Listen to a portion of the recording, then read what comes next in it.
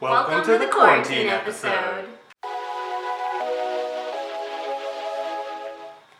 We won't do the whole thing in these masks, it's a little hard to hear, but we have been in strict quarantine here in Argentina since March 20th. So it's been about 11 weeks now. I believe we're on day 86, something like that, mid-80s.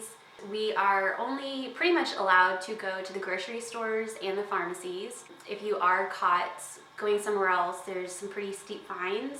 We do have 2 small dogs, so we're able to go outside with them. As soon as we wake up, midday we take them on a walk, and then again in the evening before bed. So taking them out 3 times a day has been super helpful for us to be able to get out of the apartment, obviously, and we're not going as stir crazy as someone who maybe doesn't have any dogs, so they're not able to get out at all. For most of the quarantine period, the cases were rising roughly 150 new cases per day. But over the last 2 weeks, we've seen an increase of roughly 700 to 800 new cases per day, and over the last 2-3 days, it's been over 1,000. A lot of people are actually starting to tire of the quarantine because we're in about day 86, 85. Unfortunately, we need a stricter quarantine now more than ever before because, like Andrew just said, we're getting about 1,500 cases a day here now. The president even recently, I think 2 days ago, said that he thinks now we have the need for a stricter quarantine more than ever, but people are beginning to tire, so they don't really want to go backwards if possible. There have been some protests that we've seen on the news at the Obelisco, and that's the area downtown where a lot of the protests are for different reasons. But obviously the protest of the moment is being anti-quarantine. And so also, as we're in the southern hemisphere, we've just started entering winter. We've had colder weather. The lows have been in the 40s with the highs in the 50s. That's also helping to contribute to some of the spread. In a lot of other countries, it seems like grocery stores and whether or not they're stocked has been kind of a hot issue. But here in Argentina, they haven't really had an issue.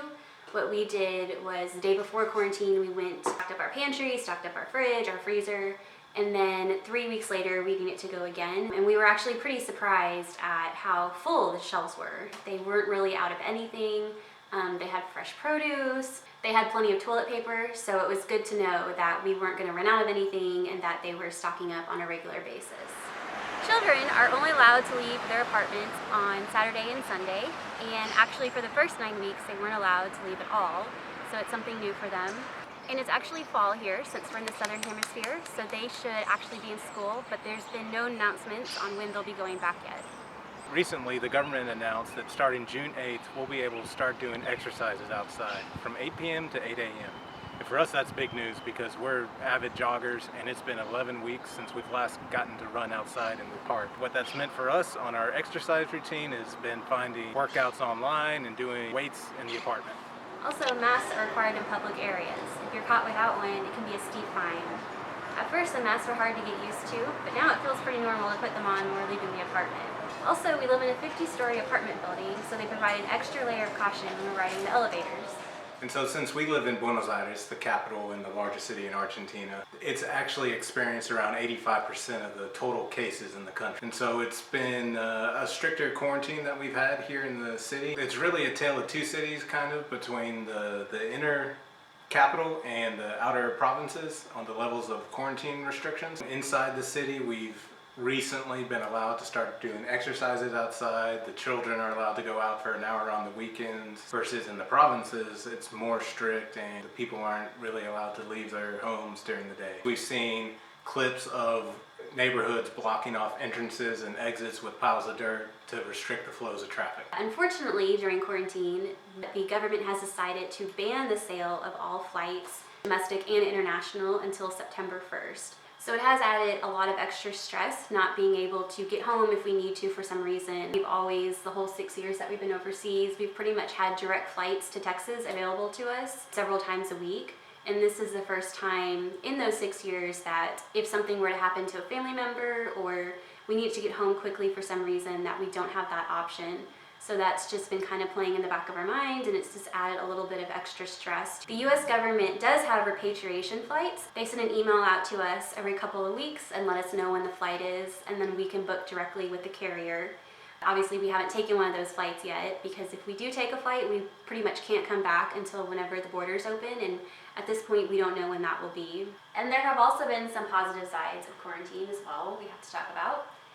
One of them has been how quiet it's been here. Like any major large city, there's lots of traffic, taxis. Here where we live, there's some restaurants outside. They're kind of like food trucks, and they play music from like 4 p.m. Especially until on the weekends. 4 a.m. on the weekends. So I usually honestly sleep with earplugs during the weekends, but ever since quarantine, it's been so nice, so quiet, dreamy to sleep. So that's definitely been super nice. Our neighborhood, Puerto Madero, is actually pretty far away from Palermo, which is the neighborhood that has a lot of the unique hot spots for restaurants. Pre-coronavirus, we weren't able to get takeout, but restaurants that were previously out of our delivery zone have now opened up to more of the city. We've been able to experience new restaurants and gotten some new favorites around the city. Yes. And you know, it has been kind of difficult sometimes when we watch the news back home to see how all the states are opening up and people are starting to go out and do the things that they used to do. It's been kind of hard because we're still here in strict quarantine, but it does feel good that the government values the public health here and they feel like they have a good plan for how to keep everyone safe and healthy. Also, it has been good on our budget. We've been doing a lot less traveling. That has been extra money in our pocket every month, which is really helpful for getting towards that financial freedom goal of ours. Next week, we're going to upload a video about our daily quarantine routine here in our apartment. So if you want to see what that's like, be sure to subscribe below, click the red button, and you'll get notified when that video drops. And if you're wondering why the heck we are 2 Americans in Argentina, please go watch last week's video because that explains everything about how we've been traveling and living overseas for the past 6 years. So go check it out, and we'll see you next week. Bye, guys. See you next week.